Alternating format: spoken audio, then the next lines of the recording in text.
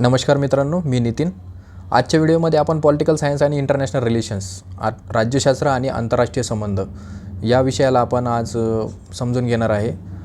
MPSC 2025च्या पॅटर्ननुसार descriptive झालेली आहे आणि UPSC हे ऑलरेडी डिस्क्रिप्टिव्ह पॅटर्ननुसार मेन्स परीक्षा होते. तर आपण वैकल्पिक विषय राज्यशास्त्र हे आपण याच्या व्हिडिओमध्ये सिलेबस आणि त्याचं पॅटर्न बघणार आहोत. आपण या ठिकाणी बघू शकतो की आयोगाने आपल्याला वेगवेगळ्या पॉईंट्समध्ये सिलेबस आपल्याला दिलेला आहे. उदाहरणार्थ इथं पेपर वनमध्ये आपल्याला इथे भाग 1 म्हणजे हा जो एक पार्ट 1 आहे, पार्ट 1. त्याच्यानंतर आपल्याला पार्ट 2 दिलेला आहे. इथे पार्ट 2 आहे. हा झाला पेपर 1चा सिलेबस. पेपर 1मध्ये 2 पार्ट आहेत, पार्ट 1 आणि पार्ट 2. हा आहे 250 मार्कला. 250 मार्कसाठी हा झाला एक पेपर. आणि दुसरा पेपर आंतरराष्ट्रीय संबंधाविषयी. तर यामध्ये पण 2 भाग दिलेले आहे आयोगाने, म्हणजे तुलनात्मक राजकीय विश्लेषण आणि आंतरराष्ट्रीय राज्यशास्त्र, आंतरराष्ट्रीय संबंध त्यामध्ये येतील. त्यानंतर भारत आणि जग याविषयी आपल्याला हा सेकंड पार्ट दिलेला आहे. तर असे 2 पेपर होणार. पहिला पेपर 250 मार्काला आणि दुसरा पेपर 250 मार्काला. असं मिळून हा ऑप्शनल जो आहे, ऑप्शनल हा 500 मार्काला आपल्याला असणार आहे. तर हे आपल्या सिलेक्शन लिस्टमध्ये खूप क्रुशियल रोल प्ले करणार आहेत. म्हणून आपल्याला ऑप्शनलचा हा सखोल अभ्यास करावा लागतो. आणि आयोगाने ज्याप्रमाणे आपल्याला इथे जो सिलेबस दिलेला आहे तो त्या क्रमाने आपल्याला अभ्यासाचा नाही आहे. कारण आयोगाने जो सिलेबस दिला आहे तो फक्त आपल्याला एक पॉईंट्समध्ये आपल्याला देऊन टाकलेला आहे. परंतु आपल्याला अभ्यासाच्या सोयीनुसार आपल्या अंडरस्टँडिंग चांगली व्हावी किंवा मग आपल्याला विषय सखोलपणे कळावा, आपल्याला त्या विषयाची इंटरलिंकिंग इतर पेपरसोबत करता यावी, GS सोबत, निबंधासोबत. तर त्यासाठी आपल्याला हा जो सिलेबस आहे हा याचे जे क्रमांक दिलेले आहेत सिलेबसचे जे पॉईंट्स आहेत याला आपल्याला अल्टरनेट करावं लागणार आहे किंवा मग याला चेंज करावं लागणार आहे. म्हणजे अभ्यासाच्या सोयीनुसार आपण इथं अभ्यास शकतो की जो आपला 10 नंबरचा पॉईंट आहे, पाश्चिमात्य राजकीय विचारधारा, हा पार्ट 1मध्ये सगळ्यात शेवटी दिलेला आहे. परंतु आपल्याला अभ्यासाच्या सोयीनुसार हा सर्वात आधी अभ्यासावा लागेल. कारण Plato, Aristotle, Machiavelli, Hobbes, Locke, J.S. Mill, Marx, Gramsci, Hannah Arendt हे वेस्टर्न पॉलिटिकल थॉट यांच्या यादीमध्ये येतात. पाश्चिमात्य राजकीय विचारधारा आणि राज्यशास्त्राचा उगम हा पाश्चिमात्य ग्रीक विचारवंतांच्या विचारातून झालेला आहे असं मानण्यात येतं. म्हणून आपल्याला राज्यशास्त्र जर समजून घ्यायचं असेल तर आपल्याला या सर्व पॉईंट्स क्रमानुसार न अभ्यासता आपल्याला हे अल्टरनेट किंवा मग चेंज करावं लागणार आहे. आपल्या अकॉर्डिंग त्याला सोयीनुसार आपल्याला अभ्यासायचं आहे. म्हणजेच आता आपण जर सुरुवातीलाच राजकीय सिद्धांत म्हणजे काय हे जर अभ्यासाला गेलो तर आपल्याला काहीच कळणार नाही. कारण आपल्याला राज्य, राजकीय, राजकारण या सर्व संकल्पनेचा आपल्याला जर माहिती नसेल तर आपल्याला राजकीय सिद्धांत म्हणजे काय हे कळणारच नाही. त्यासाठी आपल्याला पाश्चिमात्य राजकीय विचारधारा, त्यानंतर राजकीय विचारप्रणाली हा जो 8 नंबरचा पॉईंट आहे सिलेबसचा, 8 नंबरचा पॉईंट राजकीय विचारप्रणाली, उदारमतवाद, समाजवाद, मार्क्सवाद, फॅसिझम, गांधीझम आणि फेमिनिझम म्हणजे स्त्रीवाद. तर हे सर्व विचारप्रणाली अभ्यासल्यानंतर आपल्याला पाश्चिमात्य राजकीय विचारधारा आणि राजकीय विचारप्रणाली ह्या 2 पॉईंट्स जेव्हा आपण अभ्यासू त्यावेळेस आपल्याला एक आढावा आपण घेऊ शकतो या विषयाचा. त्यानंतर आपल्याला बाकीचे जे पॉईंट्स आहेत ते आपल्याला अभ्यासाला सोपे जातील. त्यानंतर आपण बघू शकतो इथं 2 नंबरचा पॉईंट आहे राज्याचे सिद्धांत, उदारमतवादी, नवउदारमतवादी, त्यानंतर मार्क्सवादी, बहुतत्ववादी, उत्तरवसाहती आणि स्त्रीवादी. आता आपण इथं बघू शकतो की जे 8 नंबरचा जो पॉईंट आहे राजकीय विचारधारा यामध्ये उदारमतवाद आहे आणि इथं 2 नंबरचा जो पॉईंट आहे राज्याचे सिद्धांत यामध्ये उदारमतवादी राज्याचा सिद्धांत आहे. म्हणजे काय की आपल्याला उदारमतवाद समजल्यानंतर राज्याच्या उदारमतवादी सिद्धांत आपोआप कळणार आहे ना. म्हणजे काय, जर आपण जर असं वरतून खाली जर वाचत आलो किंवा मग असा अभ्यास करत आलो तर आपला सेन्सच बनणार नाही ना, अभ्यासाचा सेन्सच बनणार नाही. मग आपल्याला हा सिलेबस समजून घेण्यासाठी, सिलेबस खूप मोठा आहे आणि एकदा जर का हा सिलेबस कळाला ना तर तुम्हाला कुठलीही अडचण येणार नाही. तुम्ही कोणताही पेपर कसाही लिहू शकता.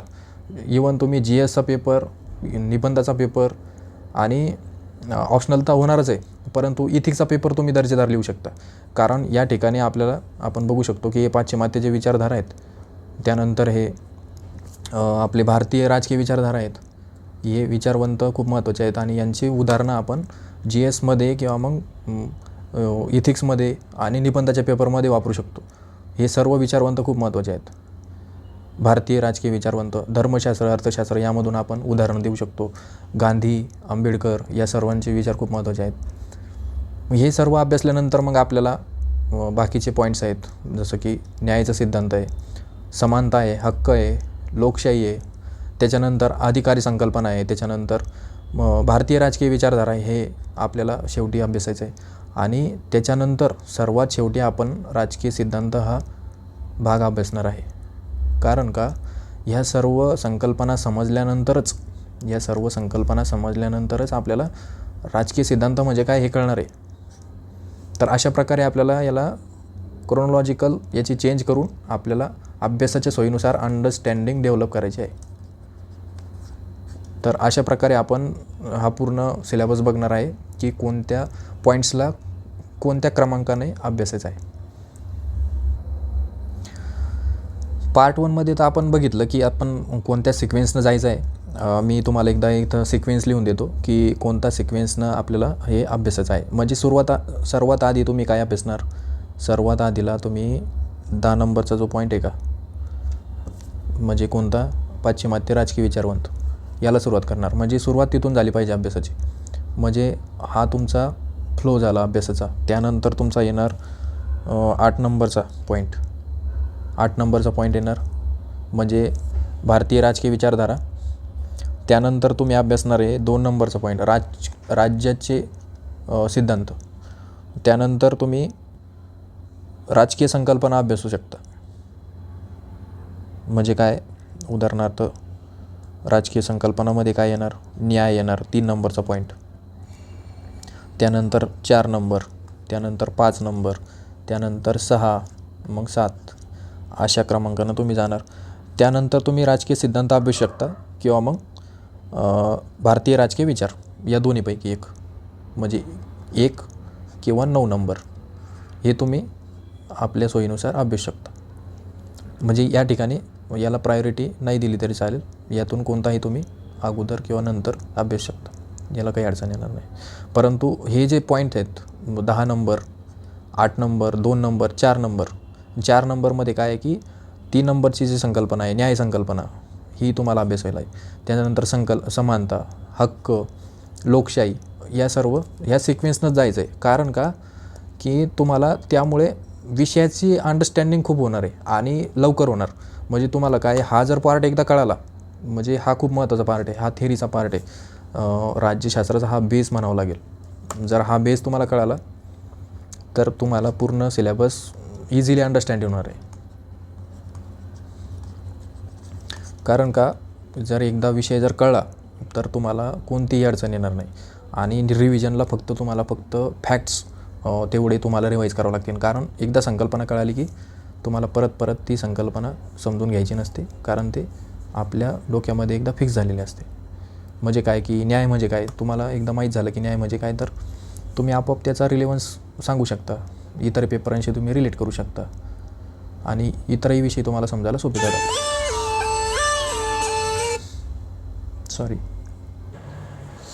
आत्ता आपण पार्ट 1 बघितला, आता पार्ट 2 आपण बघणार आहोत. तर पार्ट 2मध्ये आपण इथं 11 पॉईंट्स आपल्याला सिलेबसमध्ये दिलेले आहेत. तर 11 पॉईंट्समध्ये आपण कोणत्या क्रमाने हा सिलेबस अभ्यासायचा आहे ते आपण आता बघू. तर यामध्ये आपल्याला 1 नंबरचा जो पॉईंट दिलेला आहे याच्यामध्ये भारतीय राष्ट्रवाद. तर भारतीय राष्ट्रवाद हा आपल्याला एक सुरुवातीला 1 नंबर अभ्यासायचा आहे. त्यानंतर दुसरा पॉईंट आहे आपल्याला भारताच्या संविधानाची निर्मिती. त्यानंतर आहे 3 नंबरचा पॉईंट आहे संविधानाची ठळक वैशिष्ट्ये. त्यानंतर आहे संघ सरकारची प्रमुख अंगे आणि राज्य शासनाची प्रमुख अंगे, हा आपल्याला 4 नंबरला अभ्यासायचा आहे. त्यानंतर जो 5 नंबरचा पॉईंट आहे, 7 नंबरचा जो पॉईंट आहे संघराज्य आपल्याला 4थ्या पॉईंटनंतर अभ्यास आहे, म्हणजे 5 नंबरला तो आपल्याला अभ्यासायचा आहे. त्यानंतर 8 नंबरचा जो पॉईंट आहे नियोजन व आर्थिक विकास. नियोजन व आर्थिक विकास हा आपल्याला संघराज्यानंतर अभ्यासायचा आहे. त्यानंतर जे 5 नंबरचा पॉईंट आहे तळागाळातील लोकशाही, हा आपल्याला नियोजन आणि आर्थिक विकास नंतर अभ्यासायचा आहे. त्यानंतरचा जो पॉईंट आहे तो 6 नंबरचा पॉईंट आहे संविधानिक संस्था आणि आयोग. त्यानंतर आहे 9 नंबरचा पॉईंट भारतीय राजकारणातील जात, धर्म आणि वांशिकता. त्यानंतर आहे पक्षप्रणाली आणि शेवटचा पॉईंट आहे सामाजिक चळवळ. या सिक्वेन्समध्ये आपल्याला हे पॉईंट्स अभ्यासायचे आहे. म्हणजे कोणता सिक्वेन्स आपण इथं बघितला. स्टार्टिंगला 1 नंबरला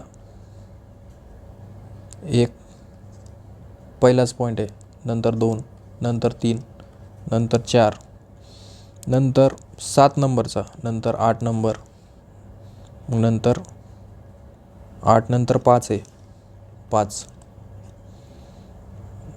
नंतर 6, मग 9, 10, मग 11. या सिक्वेन्सनंच आपल्याला हा सिलेबस अभ्यासायचा आहे. कारण का या सिक्वेन्सनं गेल्यानंतरच आपल्याला हा पूर्ण सिलेबस अंडरस्टँड होणार आहे आणि होलिस्टिकली अंडरस्टँड होईल आणि आपल्याला हे लिंक करण्यास सोपं जाईल. त्यामुळे ह्या सिक्वेन्समध्ये जाणं आवश्यक आहे.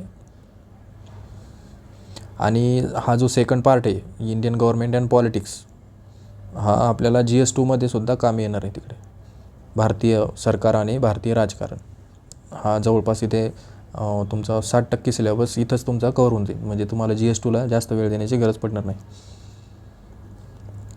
त्यानंतर आपण सेकंड पेपर बघणार आहोत, जो की तुलनात्मक राज्यशास्त्र आणि आंतरराष्ट्रीय संबंध याच्यावर आधारित आहे. यामधला जो पहिला पार्ट आहे हा तुलनात्मक राजकीय विश्लेषण आणि आंतरराष्ट्रीय संबंध या संबंधित आहे. तर हा जो फर्स्ट पार्ट आहे याच्यामध्ये सिलेबसचे 11 पॉईंट्स दिलेले आहेत. 11 पॉईंट्सला आपल्याला कोणत्या सिक्वेन्समध्ये अभ्यासायचं आहे ते आपण इथं बघणार आहे. सुरुवातीला आपण जो पार्ट आहे याच्यामधला जो 5 नंबरचा पॉईंट आहे हा 1 नंबरला घेणार. हा जो 5 नंबरचा आहे हा 1 नंबरला घेणार. नंतर 6 नंबरचा आहे तो 2 नंबरला घेणार. म्हणजे काय की सुरुवातीचा जो 5 नंबरचा आंतरराष्ट्रीय संबंधाच्या अभ्यासातील दृष्टिकोन, यामध्ये आदर्शवाद, यालाच आयडियलिझम म्हणतात, वास्तववाद, रिॲलिझम, मार्क्सवादात आपण हा फर्स्ट पेपरमध्ये थेरीमध्ये बघितलेला आहे. मार्क्सवाद आपल्याला कार्ल मार्क्स हा विचारवंतसुद्धा आहे.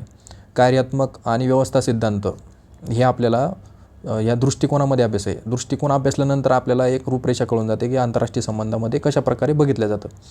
त्यानंतर आंतरराष्ट्रीय संबंधातील प्रमुख संकल्पना, यामध्ये राष्ट्रीय नॅशनल इंटरेस्ट, सुरक्षा, सिक्युरिटी, सत्ता, पॉवर, सत्तेचे संतुलन, बॅलन्स ऑफ पॉवर, प्ररोधन, डेटरन्स, राष्ट्रातील कर्ते आणि सामूहिक सुरक्षा, जागतिक भांडवलवादी अर्थशास्त्र आणि जागतिकीकरण, ग्लोबलायझेशन. आपल्याला हा सेपरेट पॉईंट आहे इथं जागतिकीकरण 4 नंबरचा. पण इथं एक संकल्पना आहे 6 नंबरच्या पॉईंटमध्ये आपल्याला ती एक संकल्पना म्हणून अभ्यासायचं आहे. परंतु या ठिकाणी आपल्याला 4थ्या नंबरच्या पॉईंटमध्ये त्याला सखोल अभ्यासाचं आहे. म्हणजे ते विकसित आणि विकसनशील समाजांकडून मिळणारे प्रतिसाद. अशा प्रकारे जागतिकीकरणावरती खूप मोठे प्रश्न येतात आणि याच्यावरती निबंधसुद्धा विचारला जाऊ शकतो आणि विचारले जातात. त्यानंतर आपल्याला नेक्स्ट जो पॉईंट आहे तो 9 नंबरचा पॉईंट आहे. 9 नंबरचा संयुक्त राष्ट्र, युनायटेड नेशन्स ही सर्वात महत्त्वाची संघटना आहे आंतरराष्ट्रीय संबंधातील. संयुक्त राष्ट्र याची अपेक्षित भूमिका व प्रत्यक्ष नोंद, विशेषीकृत संयुक्त राष्ट्र अभिकरणे, ध्येय कार्ये, संयुक्त राष्ट्र सुधारण्याची गरज, हा आपल्याला पॉईंट अभ्यासायचा आहे. त्यानंतर आहे बी पॉईंटमधला आहे, म्हणजे आता हा पार्ट 1 आहे, पार्ट ए, याला आपण पार्ट ए नाव देऊ. पेपर 2 मधला पार्ट ए. आता मी तुम्हाला एकदम व्यवस्थित सांगतो, अंडरस्टँड होईल तुम्हाला. पार्ट ए आणि पार्ट 2 भारत आणि जग, इंडिया अँड वर्ल्ड, हे झाला पार्ट बी. आता आपण जे बघितलं आत्ता की 9 नंबरचा जो पॉईंट आहे संयुक्त राष्ट्र, आणि त्यानंतर लगेचच लॉजिकली आपण आता बघू शकतो की पार्ट बीमध्ये 6 नंबरचा पॉईंट आहे संयुक्त राष्ट्र, भारत आणि संयुक्त राष्ट्र प्रणाली. आता जर तुम्ही सिक्वेन्सनुसार गेले वरून खालपर्यंत आले तर तुम्हाला सिलेबस काहीच कळणार नाही नेमकं काय चाललं आहे. पण जर तुम्ही इथं आता आपण बघितलं की हा 9 नंबरचा पॉईंट आपण संयुक्त राष्ट्र अगोदर अभ्यासला आणि त्यानंतर लगेचच हा 6 नंबरचा जर पॉईंट तुम्ही अभ्यासला, 9 नंतर 6, म्हणजे त्याला जॉईन करून आपण जर 6 अभ्यासला तर भारत आणि संयुक्त राष्ट्र प्रणाली, संयुक्त राष्ट्राच्या शांततेचा प्रस्थापनेच्या प्रयत्नातील भारताची भूमिका काय आहे? सुरक्षा परिषदेमध्ये कायम जागेची मागणी भारत UNSCमध्ये जी डिमांड करतो आहे त्याची काय आवश्यकता आहे? म्हणजे काय, हे 2 जे पॉईंट आहे 9 नंबरचा पार्ट एमध्ये येतो आणि हा 6 नंबरचा पार्ट बीमध्ये येतो. हा वेगवेगळ्या ठिकाणी दिलेला आहे आणि जर आपण याला वेगवेगळं जर अभ्यासलं तर आपल्याला काहीच लिंक लागणार नाही. परंतु आपल्याला जर लगेचच यानंतर हा जर पॉईंट आपण अभ्यासला तर आपली एक लॉजिकल अंडरस्टँडिंग डेव्हलप होईल. म्हणून मी जे सांगतो आहे की आपल्याला याची क्रोनॉलॉजी चेंज करावं लागणार आहे. तर याच्यासाठी की आपल्याला विषयाची चांगली अंडरस्टँडिंग होणार आहे. फक्त हे याच पॉईंटबद्दल नाही आहे, तर असे भरपूर पॉईंट आहे सिलेबसमध्ये की जे आपल्याला सिक्वेन्सनुसार त्याची ऑर्डर चेंज करता येऊ शकते आणि तेच आपल्याला फायदेशीर होणार आहे. आता आपण बघितलं पार्ट बीमधला 6 नंबर. म्हणजे सर्वात आधी पार्ट ईमधला 5 नंबरचा पॉईंट आहे. 5 नंबरचा हा 1 नंबरला द्यायचा आहे, हा 1 नंबरला येईल. त्यानंतर आपला 6 नंबरचा पॉईंट आहे तो 2 नंबरला येईल. त्यानंतर पार्ट ईमधला 9 नंबरचा पॉईंट आहे हा 3 नंबरला येईल, हा 3 नंबरला अभ्यासाचा आहे. त्यानंतर पार्ट बीमधला 6 नंबरचा पॉईंट आहे हा 4 नंबरला येईल, हा 4 नंबरला अभ्यास आहे. म्हणजे काय, 9 नंबरचा पॉईंट अभ्यासल्यानंतर आपल्याला 6 नंबरचा पॉईंट अभ्यासाचा आहे. त्यानंतर पार्ट ईमधला 4था जागतिकीकरण याचा नंबर येईल, याचा नंबर येईल 5 नंबरला. त्यानंतर आहे पार्ट ईमधला 8 नंबर आंतरराष्ट्रीय आर्थिक प्रणालीची उत्क्रांती, हा किती नंबरला येतो? हा 6 नंबरला. नंतर पार्ट बीमधला 4 नंबर भारत आणि दक्षिण विश्व, बीमधला 4 नंबर हा किती नंबरला येणार? मग हा येईल 7 नंबरला. त्यानंतर आहे पार्ट एमधला 10 नंबर, पार्ट ईमधला 10 नंबर हा कितीला येईल? हा येईल 8 नंबरला, 8 नंबरला.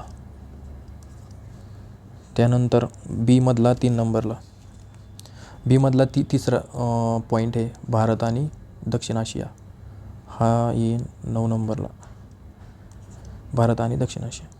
म्हणजे काय, इथं आपण बघू शकतो की जो पार्ट बीमधला 3 नंबरचा पॉईंट आहे भारत आणि दक्षिण आशिया, आणि त्याच्यावरती आपण बघितलं एमधला 10 नंबरचा पॉईंट जागतिक राजकारणाचे प्रादेशिकीकरण, याच्यामध्ये EU European union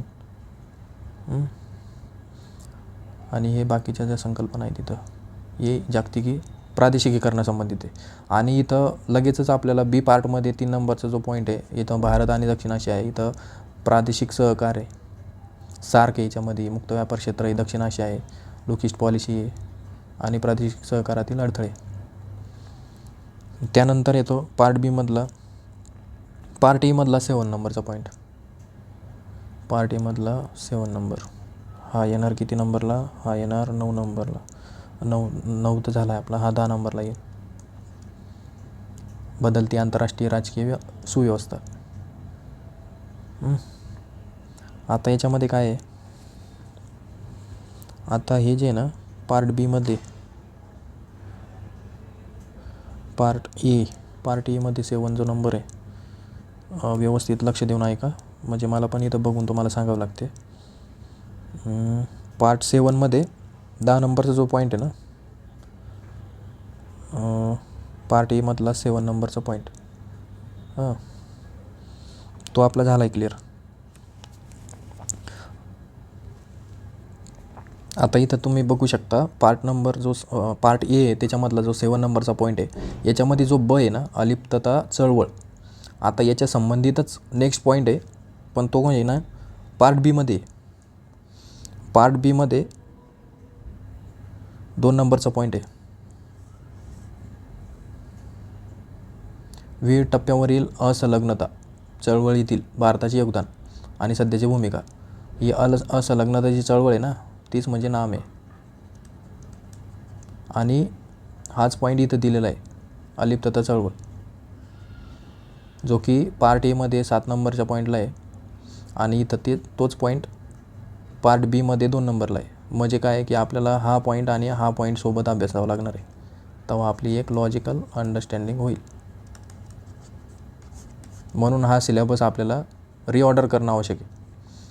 next point आपण बघणार आहे, आत्ता आपण बघितला पार्ट बीमधला 2 नंबरचा. त्यानंतर पार्ट एमध्ये 11 नंबरचा पॉईंट आपल्याला अभ्यासायचा आहे. पार्ट एमधला 11 नंबरचा म्हणजे समकालीन जागतिक चिंता विषय, म्हणजे कळीचे मुद्दे ते लोकशाही संबंधित, त्याच्यानंतर मानवी हक्क संबंधित, पर्यावरण, लिंगभेद, न्याय, दहशतवाद, आण्विक वृद्धी. आता जो आण्विक वृद्धी हा जो टॉपिक आहे ना, त्याच्यानंतर पार्ट बीमध्ये 7 नंबरचा एक टॉपिक आहे आण्विक वृद्धी संबंधित. हा इथं एक कळीचा मुद्दा आहे, पण इथं जे आहे का पार्ट बीमध्ये 7 नंबरचा टॉपिक आहे ना, भारत व आण्विक प्रश्न, बदलते दृष्टिकोन व धोरण.